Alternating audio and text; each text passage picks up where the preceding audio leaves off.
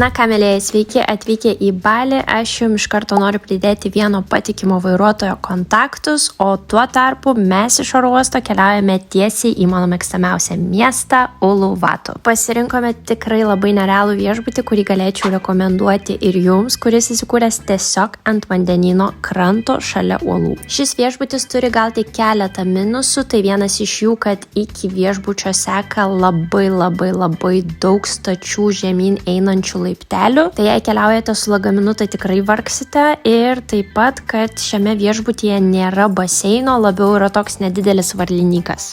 Taigi gauname savo welcoming gėrimą ir einam apžiūrėti savo kambario, kuris, aš nemeluoju, yra tiesiog tobuliausias kambarys, kokiame tik esu buvusi, su nuostabiausiais vaizdais.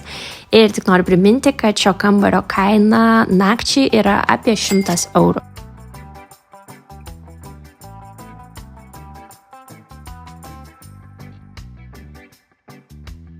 Tai vaizdai absoliučiai nerealūs, ne veltui man labiausiai patinka Uluvatu miestas, nes kad jis yra šalia uolų visur ir dauguma viešbučių yra tiesiog ant uolų, tai yra be galo gražu. Tai viešbutį užskaitau absoliučiai visiškai ir tikrai galiu rekomenduoti. Vienintelis dalykas, kuris man labai nepatinka, kad nėra baseino.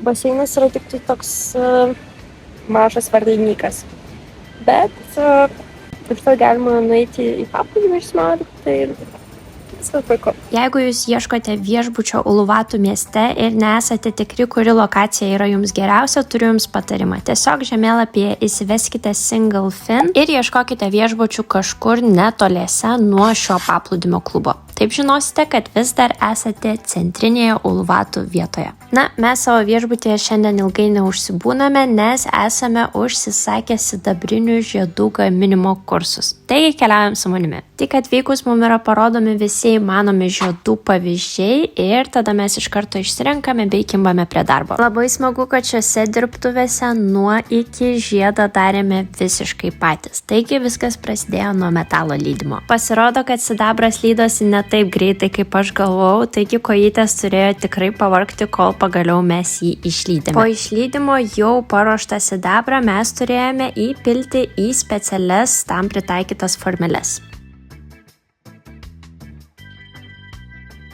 Na ką, o dabar atėjo laikas darbui su staklėmis, o jos yra skirtos tam, kad padėtų suploninti mūsų sidabrą iki tokio storio, kokio mes norime žiedo.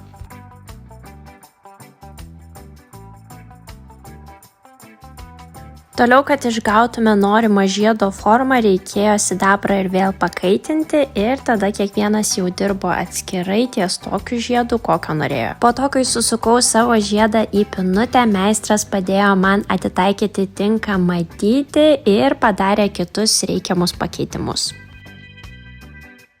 Paskutinis žingsnis – šlifavimas ir poliravimas. Ir visa šita pramoga mums užtruko vos 1 valandą ir dabar jau galime džiaugtis savo gražiais sidabriniais žiedais. Ir pamiršau paminėti, kad šita pramoga vienam žmogui kainavo 30 eurų. Po šios pramogos tokioje parduotuvėlėje užsipylėme kuro ir nusprendėme, kad šiandien vakare keliausime į vieno žinomiausių naktinių klubų Savaja. Dažniausiai jis arba labai patinka, arba labai nepatinka, o kainos čia tikrai gan didelės. Sakykime, maždaug kaip Europoje, ar gal net šiek tiek didesnės. Įėjimo kaina dienos metu prasideda nuo 10 eurų, bet tada dar atskirai turėtumėte mokėti už staliuką, gultą, sofą ir taip toliau ir panašiai. Kadangi tą vakarą, kai ėjome, mes grojo kažkokie labai žinomi didžėjai, tai mum įėjimas kainavo apie 60 eurų, tai tikrai nemažai.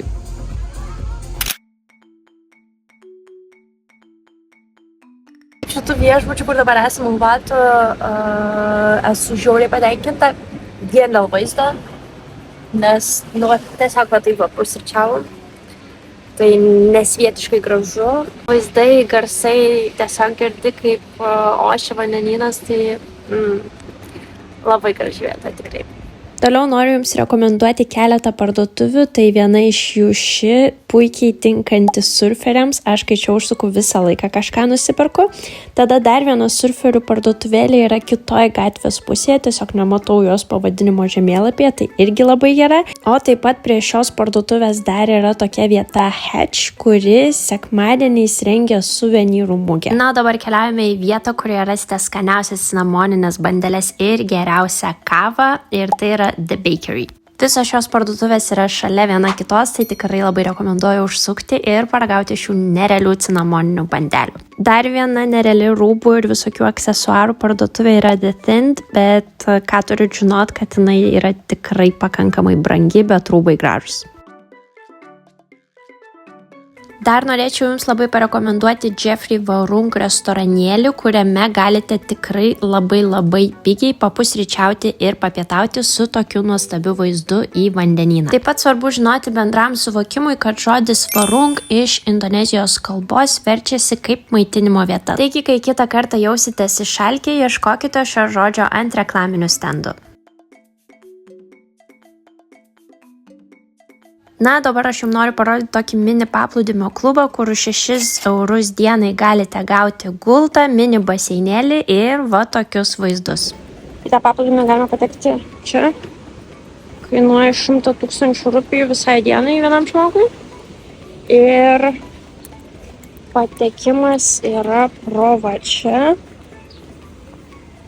Ir ten yra lentelė iš paplūdimio. Ką parodžiu.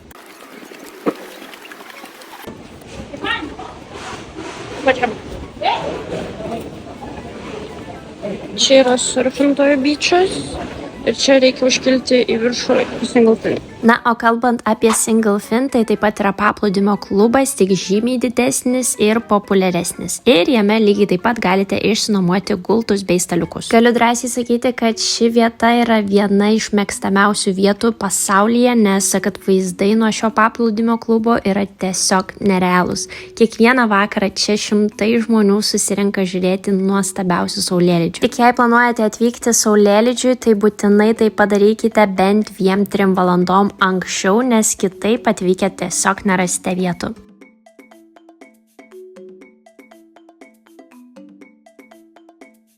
Ką dar reikėtų žinoti apie Single Fin, kad vieną kartą per savaitę ir būtent sekmadieniais čia vakare užsikuria labai didelis vakarėlis, taigi turėkite tai omenyje.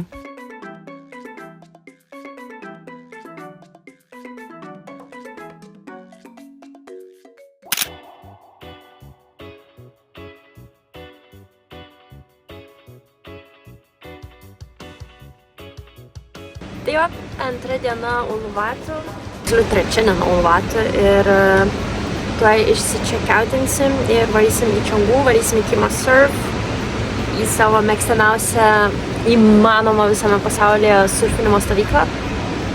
Tai jau žiauriai laukiu, nes nesurfinau visus metus, o per šią kelionę planuojam surfinti labai daug, tai pasidalinsiu visais spotais, stovyklom ir visko, ką tik pati žinau Balyje. Na, bet dar prieš palikdami Uluwatu nusprendėme nuvažiuoti į labai gerai žinomą vietą, tai tokį kelią, kuris eina tarp 2 milžiniškų uolų. Uluwatu plečiasi labai sparčiai, tai galite matyti ant kiekvieno kampo statomus viešbučius, tai nežinau, kas čia bus dar už kelių metų. Na, o žymųjį kelią tarp 2 milžiniškų uolų rasite važiuodami į Pandava Beach. Nepasakyčiau, kad čia kažkas žiauriai ypatingo, bet manau, kad tiesiog dauguma atvyksta čia tik tam, kad pasidarytų nuotrauką. Vis dėlto, visai gal ir rekomenduoju.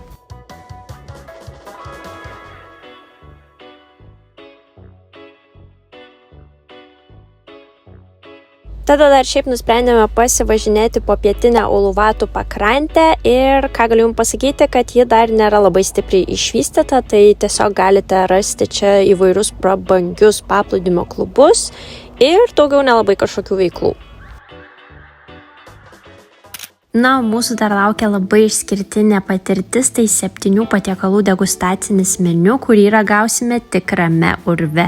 Turiu pasakyti, kad tai tikriausiai buvo pati įdomiausia, bet tuo pačiu ir pati brangiausia vieta, kokioje tik esu valgiusi.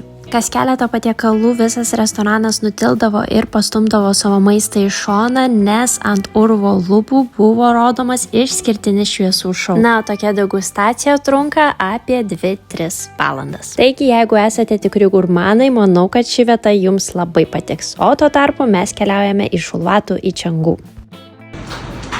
Taigi, mes vėl keičiam viešbutį. Nu, labai gražiai. Mano kuprinė jau antra aš.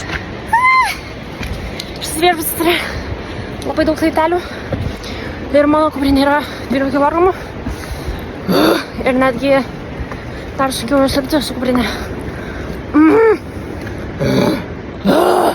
Tiek spėjau, tiek papasakojau ir tik primenu jums, kad mano visą Balio kelionės gidą kartu su žemėlapiu galite rasti mano elektroninėje svetainėje www.spalvotampasauliui.lt. O jei jūsų kelionėms reikalingas internetas, tai tik žinokite, kad su mano nuoroda jūs visą laiką gausite nuolaidą Seilį internetui. Nuorodą paliksiu video aprašyme. Tai tiek, mielieji, ačiū, kad sekate mano kelionės čia, taip pat raginu pasekti mano kelionės ir Instagrame, o šiandienai tiek ir jeigu lieka dar kažkokių klausimų, juos visada galite užduoti komentaruose. Ačiū, kad žiūrėjot.